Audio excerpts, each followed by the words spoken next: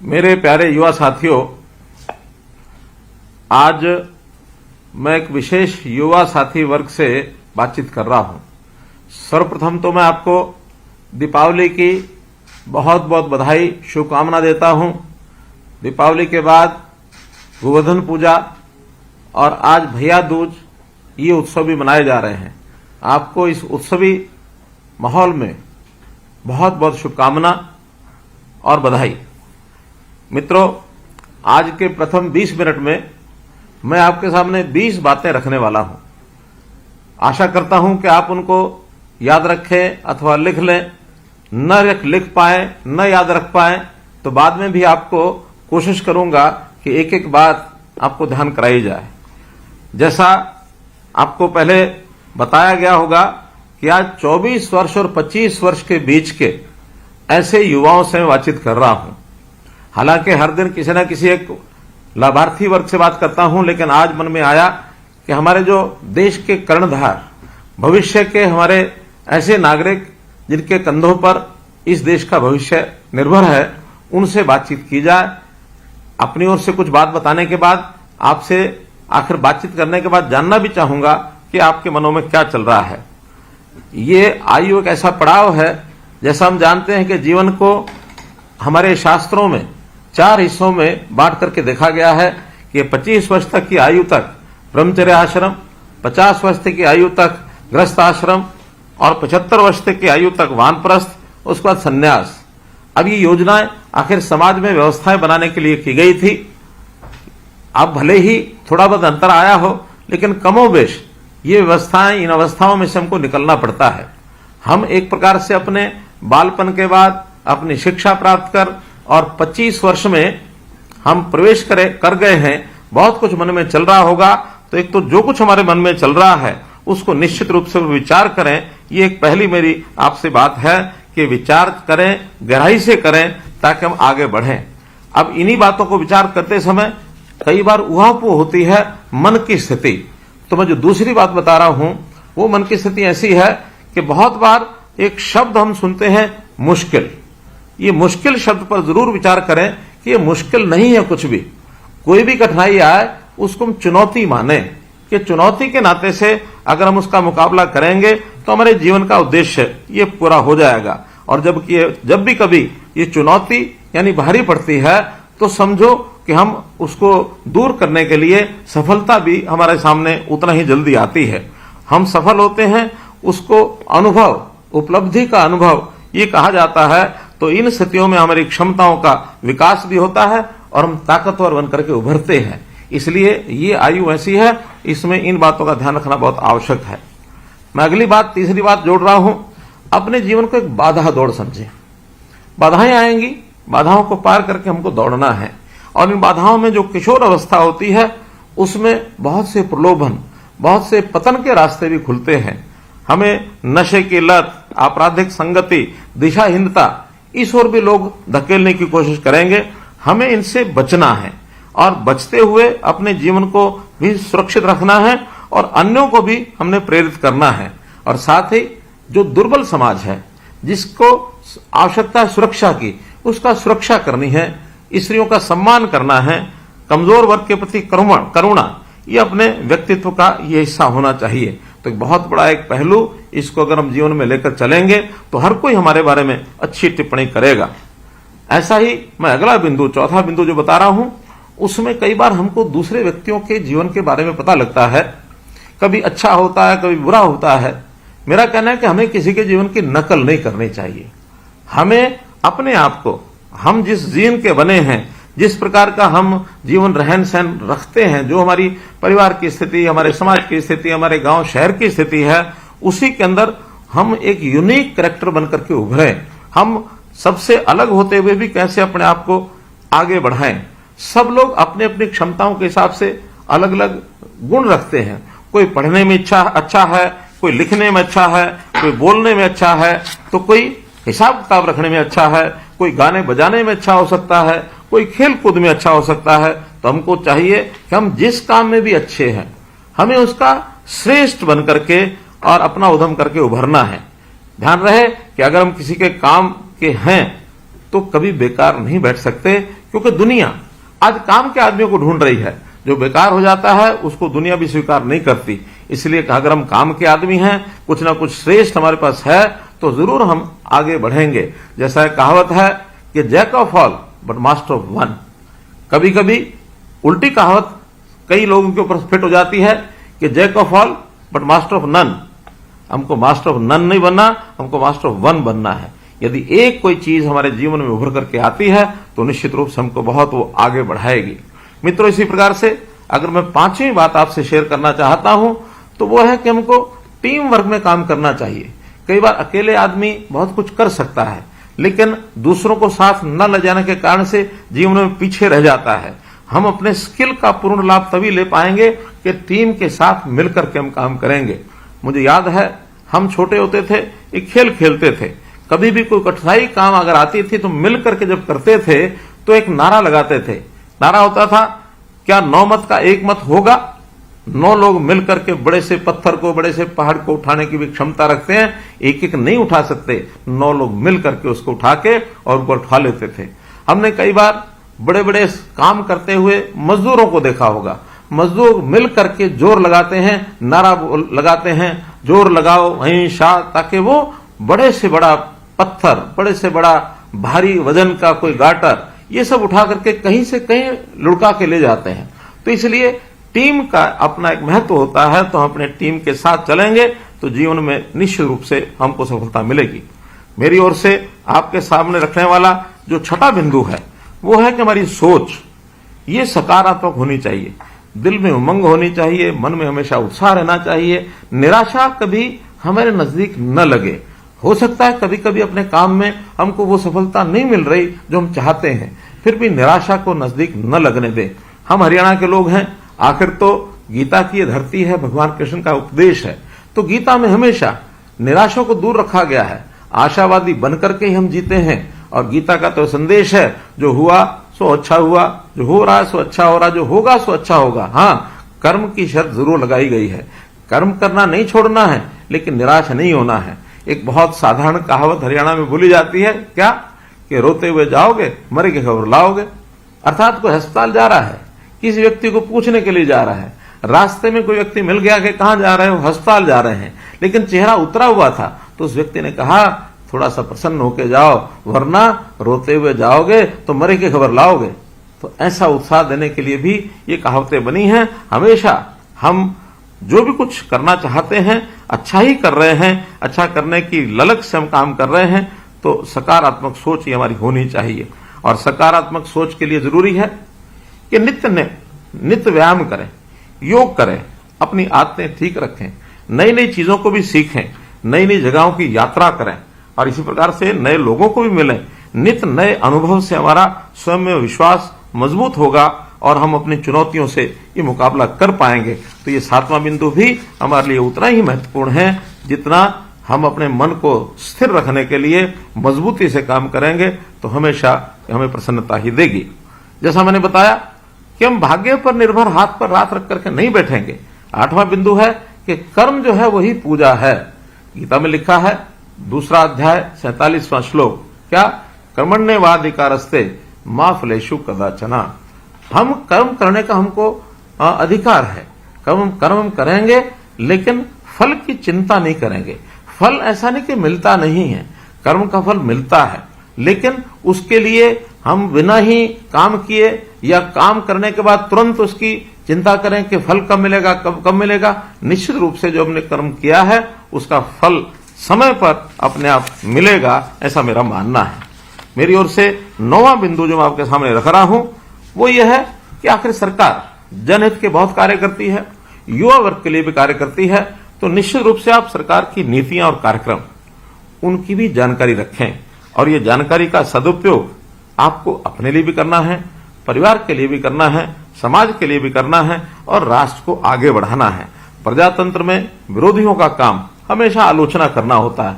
अखबारों के अंदर सरकार की आलोचना करना ये कुछ लोगों का अपना काम हो सकता है, लेकिन कभी किसी के ऊपर आलोचना का भरोसा किए बिना स्वयं को आजमाएं।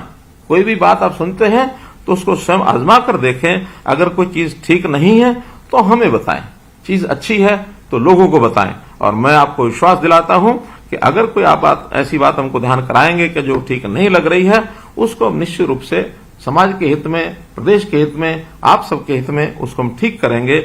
मैं तो आपको आह्वान करता हूं कि हम सब मिलजुल करके प्रदेश को आगे ले जा सकते हैं, जहां सबके लिए सुख का रास्ता, आय है, रोजगार है, अथवा उसका शरीर, स्वास्थ्य, शिक्षा, स्वावलंबन, इन सब की चिंता हम लोग मिलकर के करेंगे। आपका हमको साथ चाहिए। 10वां बिंदु मित्रों, सोशल मीडिया। सोशल मीडिया हर तरह के लोग हैं। अब वो सोशल मीडिया हमारे लिए आजकल एक ज्ञान वृद्धि का साधन भी बन सकता है। सोशल मीडिया हमारे व्यवसाय का भी साधन बन सकता है। लेकिन सोशल मीडिया पर कुछ शरारती लोग अफरा तफरी फैलाने के लिए बहुत कुछ करने लगे हैं। उनके बहकावे से भी हमको बचना है। टेक्नोलॉजी हमारे लिए वरदान बन जाए, अभिशाप नहीं। तो इस नाते से हम क्या सुनना है, कैसा उपयोग करना है, इसका जरूर ध्यान रखें। कई गवैये गीत गानों में मार फसाद, नशाखोरी, दादागिरी, इसी का गुणगान करते हैं और हमारे लिए कई बार वही बड़ा महत्वपूर्ण हो जाता है कि जैसे शायद हमको उसी की लाइन पर चलना, उसी को नकल करनी है उसकी। तो अपने रास्ते से हमको बिल्कुल भटकना नहीं है। अगला बिंदु यह है कि जैसे मानो टेक्नोलॉजी के नाते से हम सोशल मीडिया देखते हैं अथवा बहुत चीज देखते हैं, तो अश्लीलता भी बहुत उसमें आज परोसी जाती है। तो इस अश्लीलता से भी हमको बचना है। हमको एडिक्शन, किसी चीज के एडिक्शन ना हो जाए। कोई भी चीज हम बार बार देखते हैं, बार बार खोलते हैं। ज्ञानवर्धन के लिए कुछ भी देखें, कुछ भी खोलें, लेकिन किसी चीज का एडिक्शन नहीं होना चाहिए। कई बार गेम्स के एडिक्शन हो जाते हैं। हम कुछ गेम्स देखते हैं, खोलते हैं, उसी पर लगा रहते हैं, अपने काम को ही भूल जाते हैं। हाँ, कभी कभी अपने थकावट उतारने के लिए, अपना तनाव कम करने के लिए अगर कोई आपने गेम खेली तो समस्या नहीं, लेकिन किसी गेम को अगर हम उस पर लगातार लगे रहेंगे, अपना समय बर्बाद करेंगे, तो वो भी हमारे जीवन में एक बाधा बनेगी। तो मित्रों, मेरी ओर से जो 12वां बिंदु है वो है कि हम कई बार धन दौलत की दौड़ में, उसकी करेंसी में, उस करेंसी को इकट्ठा करने में लग जाते हैं। मेरा कहना है कि आप अगर इकट्ठा ही करना है तो 2 तरह की तरक्की की जो करेंसी है उसको हम इकट्ठा करें। जितना इस तरक्की की 2 करेंसी जो मैं बता रहा हूं उसको इकट्ठा करेंगे, जीवन में सफलता मिलेगी। पहला है परफॉर्मेंस करेंसी, कि हम कितना परफॉर्म करते हैं। उस परफॉर्मेंस को सब लोग याद भी रखेंगे, हमको भी इकट्ठा हम अपनी उस करेंसी को इकट्ठा करके रखेंगे कि हमने इतना परफॉर्म किया, इतना काम किया, ये किया, ये किया। उसको याद रखते रहे, उसको लिपिबद्ध करते रहे। उसको बेशक उसके लिए हमें किताबें भरनी पड़े, भरें, लेकिन इस करेंसी को हम इकट्ठा रखें और अपने जो काम जो है, अपना काम जो है, लोगों की उम्मीद जो हमसे होती है उससे और बेहतर करें। चाहे एक कदम आगे चलें, थोड़ा बेहतर करें, लेकिन जो उम्मीद लोग करते हैं उससे थोड़ा बेहतर करें। और इसके साथ दूसरी करेंसी है वो हमारी रिलेशनशिप करेंसी। हमारे दूसरों से संबंध कैसा है, अपने संबंध ज्यादा लोगों से बनाएं और लोगों से अच्छे सरोकार रखें। टीम प्लेयर होकर के अपनी जिंदगी में हम कुछ बड़ा कर सकते हैं। तो इसलिए जहां कहीं मुझे टीम के साथ चलना है, टीम के अंदर चलना, टीम के साथ चलूंगा।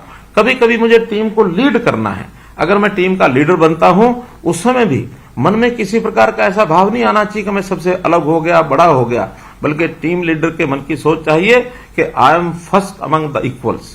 मैं सभी बराबर हैं, उसमें प्रथम स्थान पर खड़ा हूं, मैं भी उनके बराबर हूं।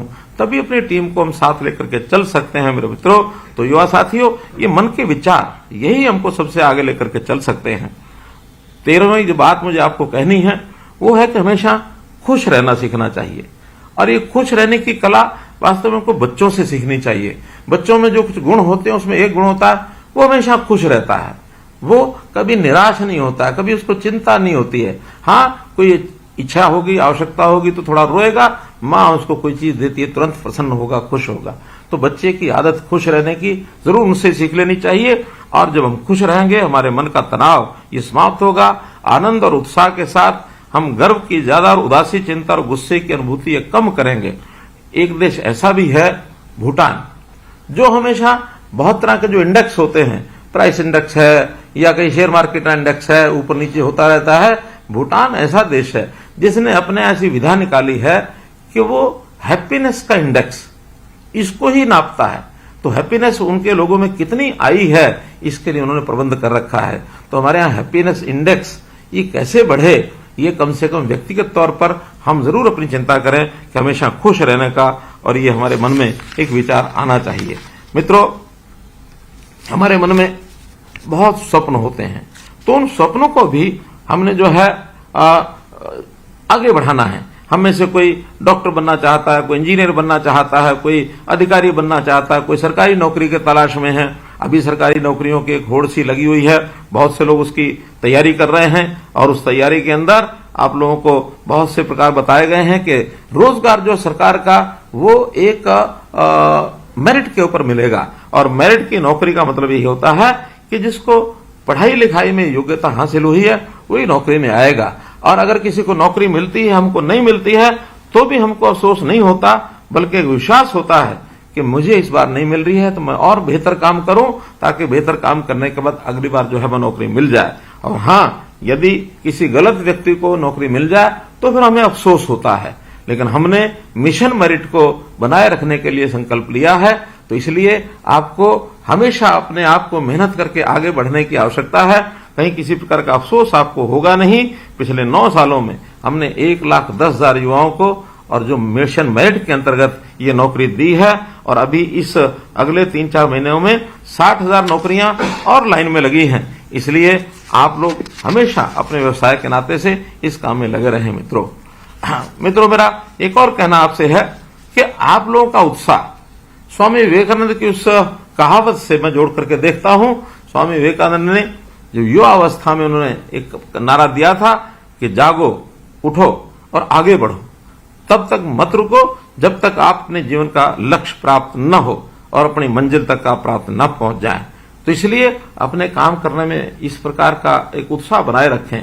पंजाबी में कहावत है, थकना नहीं, झकना नहीं, अकड़ा नहीं। अर्थात थकना नहीं है, काम करते करते उबाऊ यानी अकड़ा नहीं है, उबड़ा भी नहीं है, और झकना नहीं है, किसी से झकझक में भी नहीं फंसना है। किसी के साथ हम उलझ जाते हैं, उलझने में सामने वाले की तो परेशानी होती है, अपनी भी परेशानी होती है, तो हम उसमें उलझेंगे तो हमारा सब्र टूटेगा, जो हमको निश्चित रूप से आगे की बजाय और पीछे लेकर के जाएगा। तो इसलिए हमारा एक मन का ये विश्वास बनना चाहिए। मैं आपके साथ जो इसके बाद 16वीं बात जो आपसे शेयर कर रहा हूं वो है कि हमारा मन त्यागमय वृत्ति का होना चाहिए। हमें हमेशा कुछ प्राप्त करने की बजाय हमारी जो सामर्थ्य है, हमारी जो ताकत है, उसको किसी को देने के लिए भी तैयार रहना चाहिए। लेने की बजाय देने में आनंद जो आता है उसकी अनुभूति होनी चाहिए। एक मैं पंक्तियां बोलता हूं, उस पंक्तियों पर जरूर विचार करना चाहिए। पंक्तियां हैं, एक व्यक्ति जो समर्पित भाव का होता है वो कैसे कहता है, तन समर्पित, मन समर्पित, धन समर्पित और ये जीवन समर्पित, चाहता हूं देश की धरती तुझे कुछ और भी दूं। तो इस एक समर्पण के भाव को भी अगर हम लेकर चलेंगे तो युवा अवस्था में जिधर अपने आप को जोड़ लेंगे वो दिशा हमारी एक ऐसी दिशा बनेगी जो जीवन में हमेशा हमेशा आनंद देगी।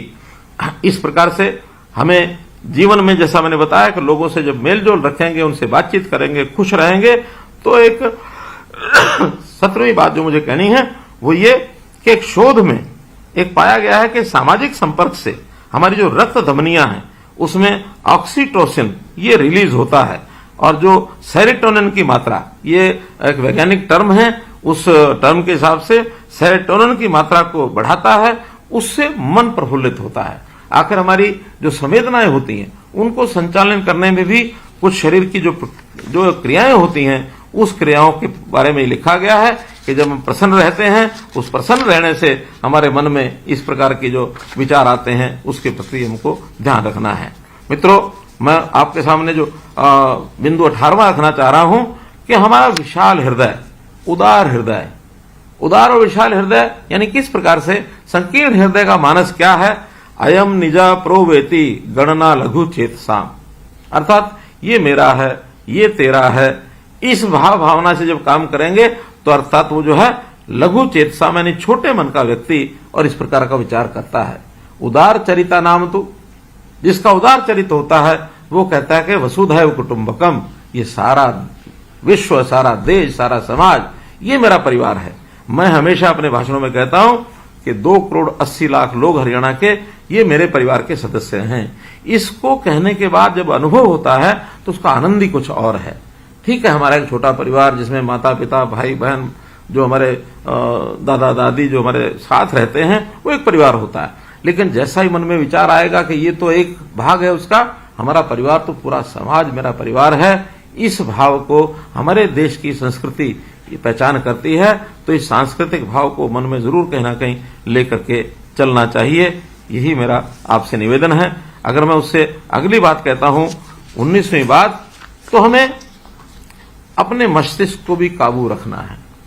कई बार मस्तिष्क जब खाली होता है तो इधर उधर दौड़ता है, यानी काम खत्म होते ही दिमाग के कई भाग होते हैं, वो अलग अलग भाग वो अनियंत्रित होकर के आपस में बात करने लगते हैं, और जब हम उनको व्यस्त नहीं रखेंगे तो आपस में जब बात करेंगे तो इसको माइंड्स डिफॉल्ट नेटवर्क कहते हैं। अगर ये बेलगाम छोड़ दिया गया तो बहुत कष्ट होता है, तरह तरह के उल्टे सीधे विचार मन में आते हैं, और उन उल्टे सीधे विचारों को मन में लेते समय बहुत ही हमें कष्ट होता है। और अंतिम जो मैं आपसे 100 बात की एक बात अगर 20वीं बात कहूं तो वह है स्वयं पर विश्वास करें। अगर आपको स्वयं पर विश्वास है तो आपका कोई कुछ बिगाड़ नहीं सकता। आप अपनी सकारात्मकता ये बनाए रखें, और जो हमारे पास उपलब्ध अवसर हैं उन अवसरों का लाभ उठा करके और एक जिम्मेवार नागरिक के नाते परिवार समाज और राष्ट्र के उत्थान में अपना योगदान दें। जीवन का यही अपना उद्देश्य है। साथियों, अपने जीवन को बेहतर हम बनाएं, हमारा कल बेहतर बने। इसके लिए आप अगर हमें कोई सुझाव देना चाहते हैं तो निश्चित रूप से, चाहे आपका सुझाव शिक्षा के संबंध में हो, स्वास्थ्य के संबंध में हो, रोजगार के संबंध में हो, आय बढ़ाने के संबंध में हो, या समाज के सुख के लिए कोई भी हम काम कर सकते हैं, लोकहित का काम कर सकते हैं, तो मैं उनका स्वागत करूंगा और आपके इस दिए हुए सुझाव के ऊपर जितना भी संभव हो सकेगा उस काम को मैं आगे बढ़ाऊंगा। आपके जीवन को आगे आपने जैसे अगले चरण में 25 वर्ष का होते ही अगले चरण में आपने भाग लेना है। आप में से बहुत लोगों ने अपनी पढ़ाई समाप्त कर ली होगी, कुछ लोग हायर एजुकेशन में पढ़ते भी होंगे, तो आप जैसे जैसे आगे बढ़ेंगे वैसे वैसे आपको अवसर मिलेंगे। खास करके जो डिजिटल का जमाना है, इस डिजिटल युग में आपको बहुत सारे अवसर मिलने वाले हैं। बहुत से लोगों ने तो इस डिजिटल सिस्टम को ही अपने जीवन का अंग बना करके और छोटे लेवल से उठ करके और बहुत बड़े लेवल तक वो पहुंच गए हैं। तो हमारे इस डिजिटल युग का भी लाभ उठाएं, और ये जो हमारा सोशल मीडिया है इसमें भी सावधानी में से पैर रखें। बाकी जो बातें मैंने आपको बताई हैं, मैं समझता हूं एक एक बात का विचार करेंगे, निश्चित रूप से जीवन, मुझे तो अपना ध्यान में है कि जब 24 वर्ष 25 वर्ष की मेरी आयु थी, और ये सन 1978-79 की बात है, जीवन के पड़ाव के ऊपर बहुत परिवर्तन उस समय आए, बहुत से नए फैसले लिए, और आज आपके सामने मैं इस रूप में आपके सामने अगर बैठा हूं तो ये सोच, ये दिमाग में बातें उसी समय आई थी।